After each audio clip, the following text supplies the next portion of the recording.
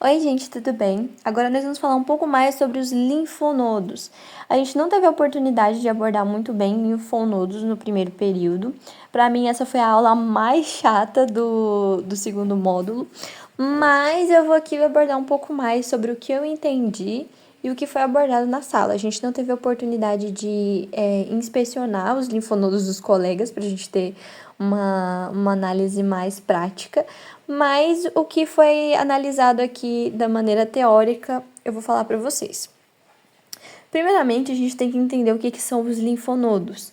Eles são pequenos órgãos, se assim pode-se dizer, pequenos grupos de ductos coletores de linfa que vão receber de várias regiões do corpo essa linfa. O que se trata essa linfa? A gente tem que ter ideia que a pressão nos nossos vasos sanguíneos é muito grande.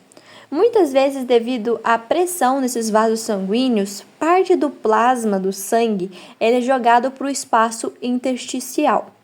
Nesse espaço intersticial, parte do plasma vai ser devolvido para a corrente sanguínea e o restante vai ser mandado para os ductos coletores linfáticos. Esses ductos linfáticos eles vão recolher esse líquido no espaço intersticial e aí ele vai começar a ser chamado de linfa. Essa linfa, então, vai ser o plasma sanguíneo, que ali vai ser meio que filtrado nos linfonodos para tirar ali agentes patogênicos e também corpos estranhos. Corpos estranhos que eu falo não é, tipo, coisas grandes, tá? São, tipo, coisas pequenas que não deveriam estar ali. Então, eles vão ser recolhidos ali por macrófagos, principalmente, para ali ocorrer uma limpeza do sangue mesmo, para manter a homeostase do corpo. Então, nesses linfonodos, às vezes eles vão recolher muitos agentes infecciosos. Então, é normal que eles tenham um aspecto diferente se eles estiverem ali infeccionados, né, principalmente. Então, a análise dos linfonodos que a gente vai fazer é principalmente dos linfonodos superficiais, aqueles que podem ser palpados. Os linfonodos mais profundos, a gente só consegue ver eles por exame de imagem, mas normalmente a gente não vai ali fazer uma análise dos linfonodos em si. É comum que, principalmente em casos de câncer, como por exemplo câncer de mama, os linfonodos ali perto da região eles vão estar com uma textura mais diferente. Por isso que é interessante a gente fazer ali a palpação. Muitas vezes a gente não vai sentir em si o câncer, mas a gente vai sentir alguns linfonodos com uma consistência diferenciada, com um tamanho diferenciado, e aí a gente vai conseguir entender que tem alguma coisa ali acontecendo, né? O nosso corpo tentando lidar com essa situação. Então, primeiro, para a gente fazer a análise dos linfonodos, a gente precisa entender que eles são divididos em grupos. Os linfonodos, eles dificilmente a gente vai encontrar eles ali de maneira unitária. Eles vão estar presentes ali em grupos em determinadas regiões do nosso corpo. O principal grupo é o grupo ganglionar da cabeça e do pescoço, que corresponde a 30% do total de linfonodos do corpo humano. Eles são extremamente importantes, então a gente precisa saber ali a localização deles para a gente conseguir palpá-los para sentir alguma característica diferente. Aqui a gente tem como os principais os grupos occipitais, que é esses aqui, né, no osso occipital do crânio. Os retroauriculares, que aqui são atrás da orelha.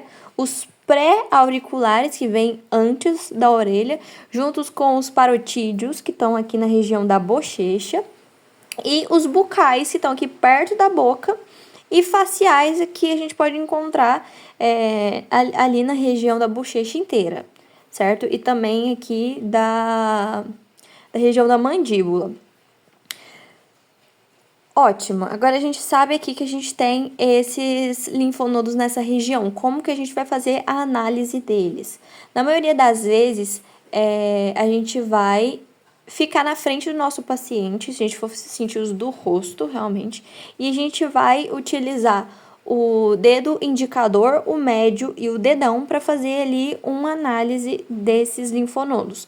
Primeiramente, a gente vai começar ali fazendo movimentos circulares nessa região para a gente conseguir sentir a textura e o tamanho também e a consistência desses linfonodos. Então, a gente vai fazer ali movimentos circulares para a gente conseguir sentir esses linfonodos. Algumas vezes também a gente vai precisar utilizar o dedão para fazer uma prega, mas é em regiões específicas, certo? Então, a gente vai ali tentar sentir esses linfonodos. Já se a gente for sentir no pescoço, a gente normalmente vai se direcionar para trás do paciente para a gente poder fazer a análise do pescoço dele. Um dos grupos mais importantes de linfonodos também é os linfonodos axilares. Eles são encontrados na região das axilas. Neles que principalmente a gente sente ali quando tem uma alteração das mamas, né? O câncer de mama, ele é muitas vezes diagnosticado pela presença, pela diferenciação ali dos linfonodos dessa região axilar. Então, a gente vai encontrar principalmente esses linfonodos também infra- e supraclaviculares, eles também são de extrema importância a gente tentar ali sentir eles durante a palpação. Também existem os linfonodos na virilha e poplíteos também, que são extremamente importantes, né? São os linfonodos inguinais. Aqui nessa região, realmente, região inguinal, a gente vai sentir eles ali. Também tem o grupo ganglionar do tórax e do abdômen. É muito importante a gente entender a drenagem linfática, principalmente da cabeça e do pescoço, para a gente entender ali onde que está sendo essa tumoração, né, para a gente poder fazer a análise. Lembrando que essa parte dos linfonodos a gente vai estudar mais em outro período, eu não sei qual exatamente, por isso que nesse aqui a gente está fazendo uma análise mais geralzão, sabe? A gente tá sendo pouco abrangente para a gente tentar aqui entender o básico de linfonodo. Então, que nem eu falei, a gente também tem que aqui, ó, essa parte aqui é importante falar, por isso que eu destaquei, que o lado contralateral deve ser também comparado. O que é contralateral? Se você está analisando o lado direito, é interessante você analisar também o lado esquerdo e fazer ali uma comparação do tamanho e da consistência dos linfonodos para ver se está tudo normal, certo? E aí, vamos ver, o que mais? Certo, vamos para as características semiológicas. Em condições normais, os linfonodos são individualizados, móveis, indolores e têm consistência borrachosa.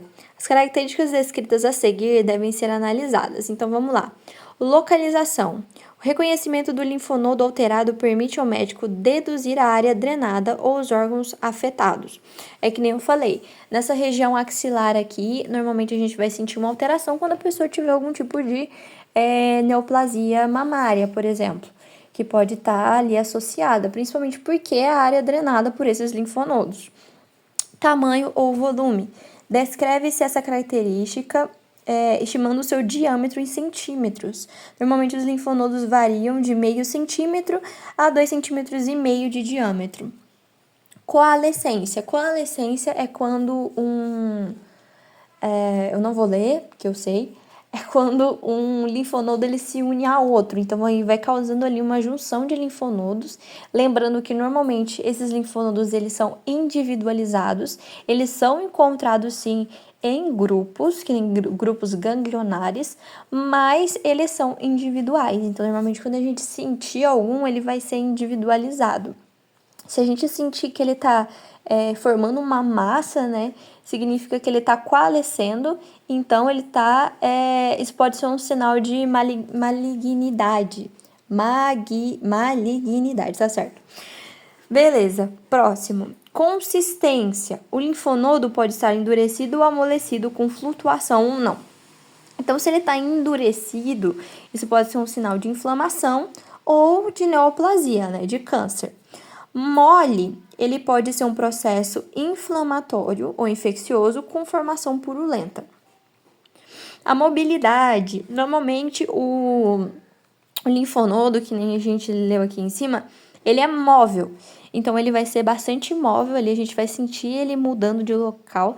Se a gente sentir que ele tá ali adjacente a alguma parte mais, algum plano mais profundo, normalmente pode ser porque ele está comprometendo a estrutura adjacente. Então, pode ser realmente um sinal de malignidade.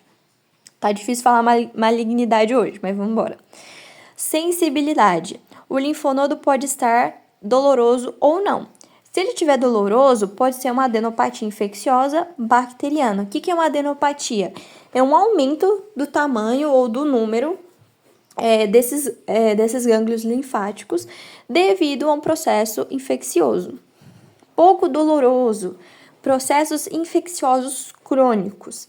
E indolor, ou ele está normal, ou ele pode ser infecções virais e nos processos parasitários. Lembrando que a gente tem ali, como é que fala? Sinais de linfonodos oncológicos, que eu vou falar daqui a pouco, que ele também é indolor, tá? O linfonodo oncológico, ele é indolor. Por isso que falam que o principal jeito de se diagnosticar precocemente, por exemplo, um câncer de mama, é por meio da palpação. Pra gente sentir ali o linfonodo, porque ele não dói, tá? Normalmente, câncer, assim, os linfonodos, eles não vão doer. Então, é por isso que é necessário ali a gente fazer a palpação. Alterações da pele. Observa-se a presença de sinais flogísticos. Sinais flogísticos são sinais referentes a infecções, certo? Então, edema, calor, rubor e dor. E de fistulização, descrevendo-se o tipo de secreção que flui pela fístula. Agora, falando um pouco mais sobre os linfonodos oncológicos, quais são os principais sinais? Então, a gente vai levar aqui em consideração todos as características aqui que a gente descreveu. Localização. Quando a gente define ali, por exemplo, a gente percebeu que uma cadeia de linfonodos ela está aumentada, a gente indica mais ou menos a origem do tumor, porque a gente vai ver as áreas drenadas e para a gente definir os órgãos que podem ser afetados. Então, a gente tem que saber onde aquela localização, né, ela tá ali drenando pra gente saber a origem do tumor. O tamanho ou o volume. Normalmente, os linfonodos oncológicos, eles são maiores. Eles não tendem a diminuir. Os linfonodos que são maiores, eles podem estar suspeitos ali, eles têm que ser um sinal de alerta pro médico que alguma coisa está acontecendo. Que nem eu falei também da coalescência. Normalmente, os linfonodos que se coalescendem, né, eles formam massas e isso pode ser um sinal claro de malignidade. Consistência.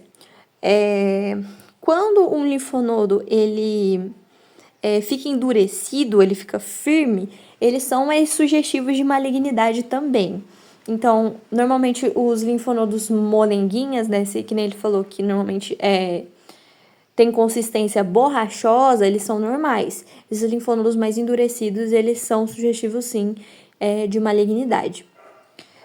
Mobilidade.